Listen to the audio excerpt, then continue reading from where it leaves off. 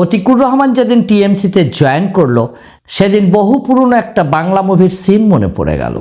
সপ্তপদীর সেই সংলাপটা মনে আছে তো, যে ধর্মত্যাগ করে সে বিশ্বাসঘাতক। আজ বাংলা রাজনীতিতে সেই সংলাপই যেন বাস্তব। ওটা ছিল বিনোদনের রঙ্গমঞ্চ, এবার আসছি রিয়াল লাইফে। আপনি কি মনে করেন প্রতিকুর রহমানের সিদ্ধান্ত ঠিক, নাকি এটি বাংলা রাজনীতির এক কালো অধ্যায়? কমেন্ট বক্সে আপনার ক্ষোভ অথবা মতামত থাকলে জানাবেন। বাংলা রাজনীতির রঙ্গমঞ্চে কতই না কুশীলব আসে আর যায়। কেউ আসে আদর্শের ঝোলা কাঁধে নিয়ে, কেউ বা আসে ক্ষমতার মোহ নিয়ে। কিন্তু প্রতিকুর রহমানের মতো পারফেক্ট অভিনেতা খুবই কম দেখেছে পশ্চিমবঙ্গের মাটি। একসময় যার গলার শিরা ফুলিয়ে দেওয়া বক্তৃতায় ব্রিগেড কাঁপত, যার বামপন্থী তত্ত্বে মনে হতো কার্ল মার্কস বুঝি খোদ ডায়মন্ড হারবারের মাটিতে পুনর্জন্ম নিয়েছেন, সেই প্রতিকুরের আজ ভোল পাল্টেছে। লাল ঝান্ডাটা এখন স্টোর রুমের ধুলোয় লুটুপুটি খাচ্ছে, আর হাতে এখন ঘাস ফুলের সতেজ ডাঁটা। এরপর আসছে আরও গভীর ডিসকাশন। শেষ পর্যন্ত দেখলে পুরো বিষয়টি বোঝাতে সক্ষম হব।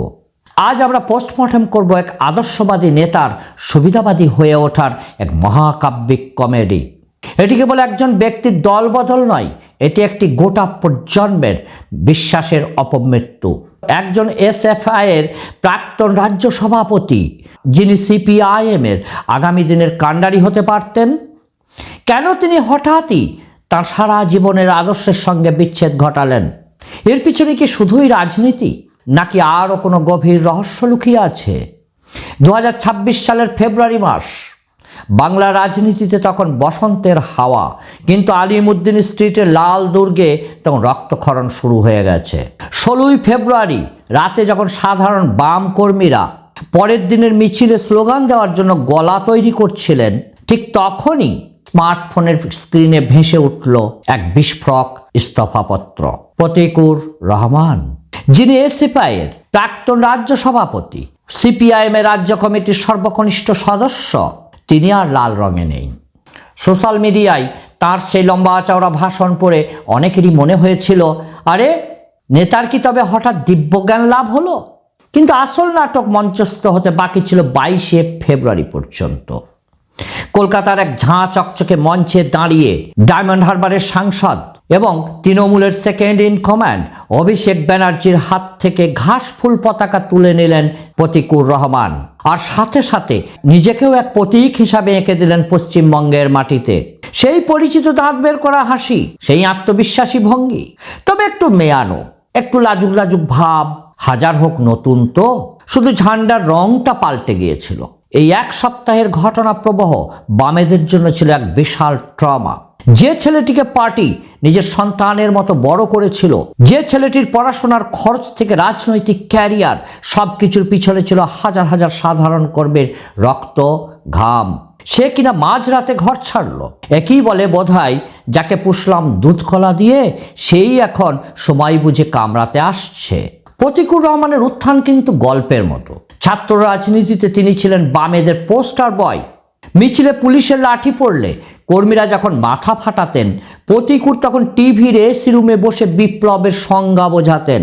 তাঁর প্রতিটি কথা ছিল তৃণমূলের বিরুদ্ধে কামানের গোলা, চোর, লুম্পেন, তোলাবাজ, গণতন্ত্রের হত্যাকারী।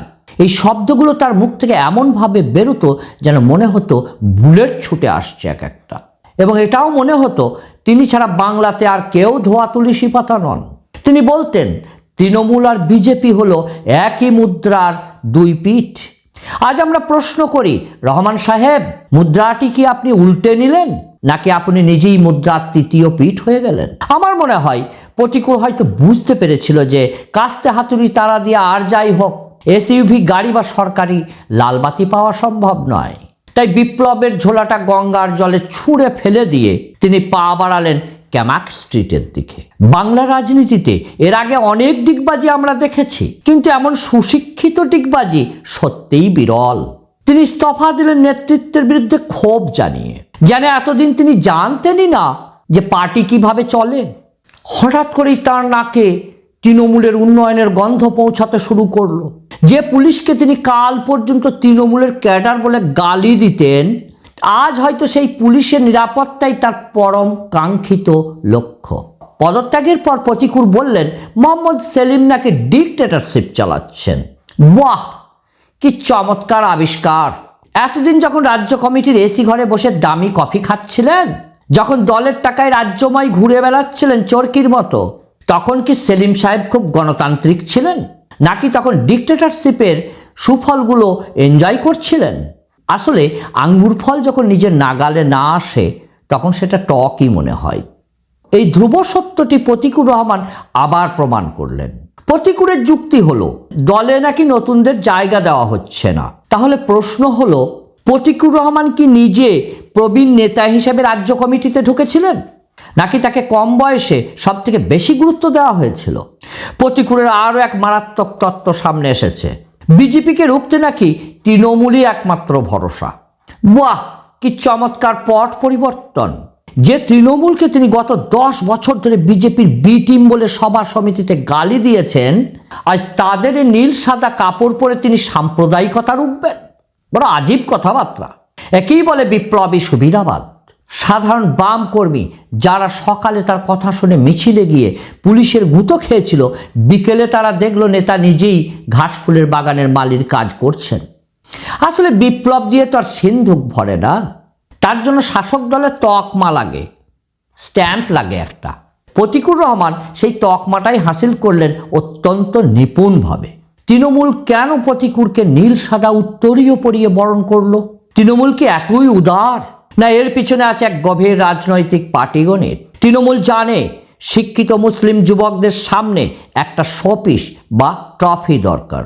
মুর্শিদাবাদ, মালদা বা উত্তর দিনাজপুরের মতো সংখ্যালঘু প্রধান জেলাগুলোতে যেখানে বাম জোট তৃণমূলের রাতের ঘুম কেড়ে নিয়েছে, সেখানে প্রতিকুরের মতো একজন রেডিমেড নেতাকে দরকার ছিল।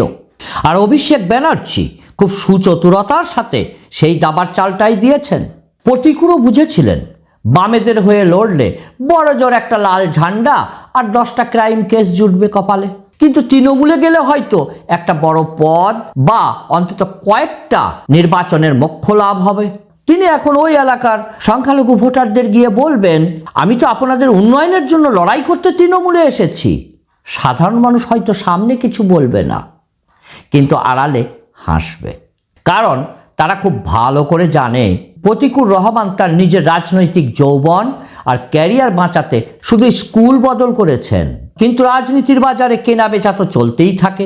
প্রতিকুর হয়তো সেখানে নিজেকে চড়া দামে বিক্রি করতে পেরেছেন। তিনি কি পারবেন সংখ্যালঘুদের সেই পুরনো বাম প্রীতিকে তৃণমূলের ভোট বাক্সে ট্রান্সফার করতে, নাকি তিনি শুধু ইতিহাসের এক ব্যর্থ রাজসাক্ষী হয়ে থেকে যাবেন? দর্শকদের কাছে অনুরোধ, যারা এই চ্যানেলের কন্টেন্টকে ভালোবাসেন তারা ভিডিওর নিচে জয়েন বাটন টিপে সাপোর্ট করতে পারেন। বিশ্বাসভঙ্গ নাকি বিবর্তন, ডারউইনের নয়া শিক্ষা।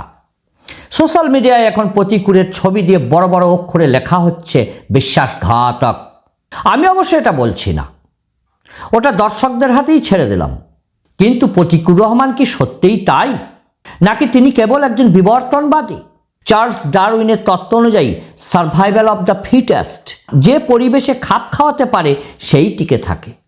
প্রতিকুর রহমান বুঝেছেন বামেদের জঙ্গল শুকিয়ে গেছে, সেখানে আর শিকার নেই, পাওয়ারও কিছু নেই।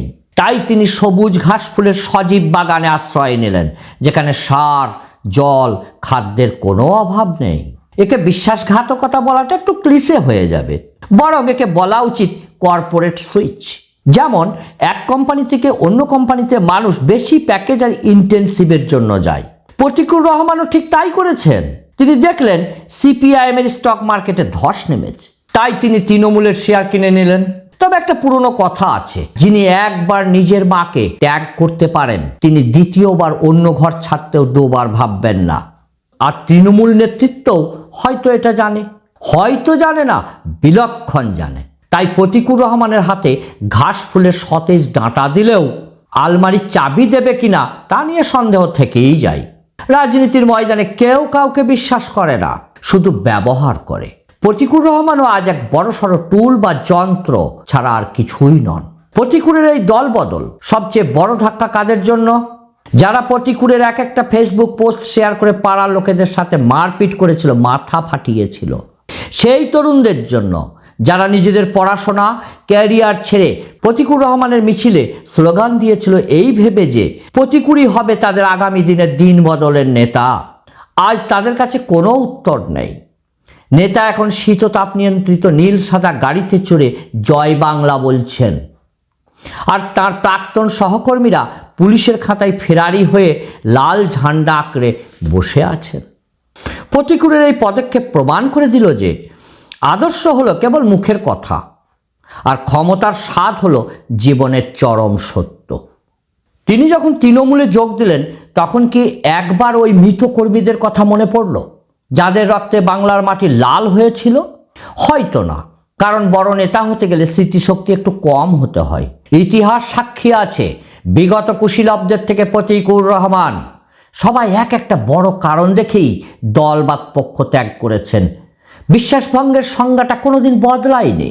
আজ যে কর্মীটি প্রতিকুরের ছবি থেকে বিরক্ত হচ্ছে, তার কাছে প্রতিকুর রহমান কেবল একজন দলত্যাগী নন, তিনি এক মস্ত বড় স্বপ্ন ভঙ্গকারী। প্রতিকুর রহমান আজ এক ঐতিহাসিক চরিত্র। তিনি প্রমাণ করেছেন যে এক দশকে দেওয়া হাজার হাজার বিপ্লবী বক্তৃতা আর কয়েক লাখ আদর্শের বুলিও একটি নীল সাদা ঝান্ডার উজ্জ্বল চাকচিক্যের কাছে নিমেষে হার মানতে পারে।